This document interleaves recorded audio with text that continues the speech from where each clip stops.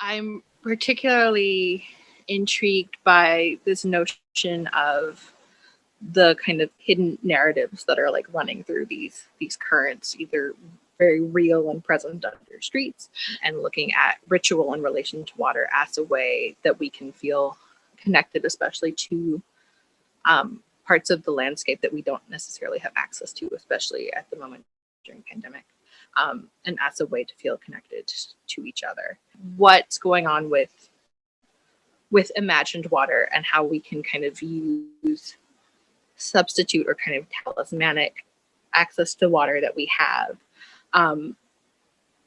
to construct or tie us to these larger bodies, those unexplored moments of, the moment where we turn on the tap, and that idea that we're connected to all of these large bodies of water when we're, getting a glass of water in these filtration plants and things like that. So that's really what I'm interested in, is kind of the hidden and the unacknowledged, and how we can use those aspects to tie ourselves together and to make us feel more connected to the landscape, especially in moments that can feel really, really removed and remote, she says, and miles away from any large body of water. There has been no previous study related with our work, on the streams of Ankara in this visual way, in terms of documentary.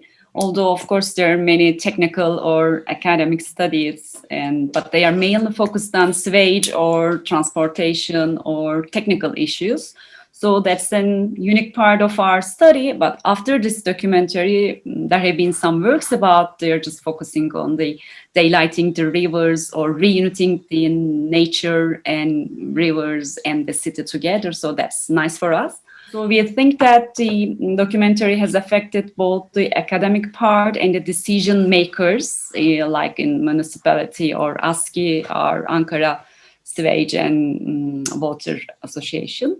So these are important things because there is an observable effect on their decisions, like daylighting the rivers in our attachments with them.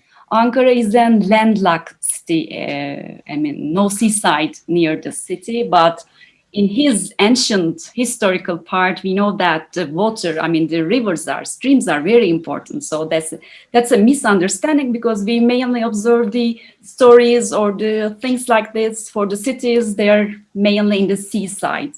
And that's why that's the important part, the relationship between the water and the landlocked region like Ankara.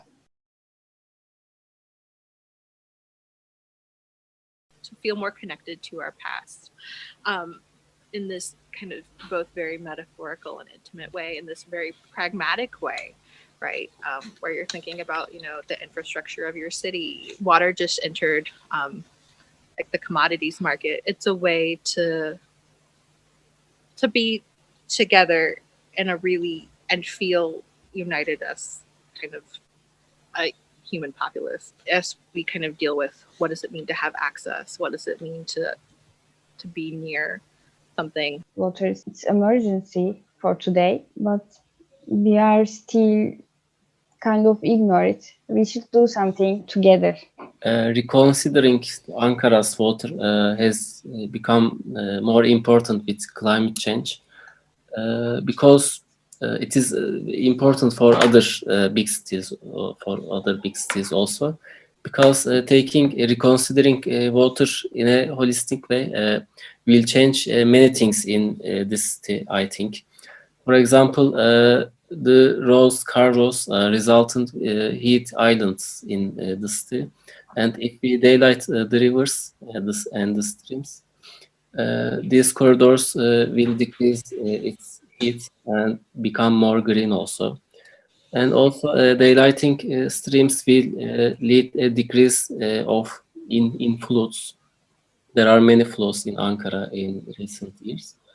And I think use of bicycle will increase and car use decrease and pedestrian roads will increase also. So we will have a better city, better environment, and we do not think daylighting or not daylighting the rivers.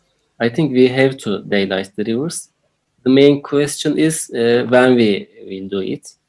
I think the sooner the better.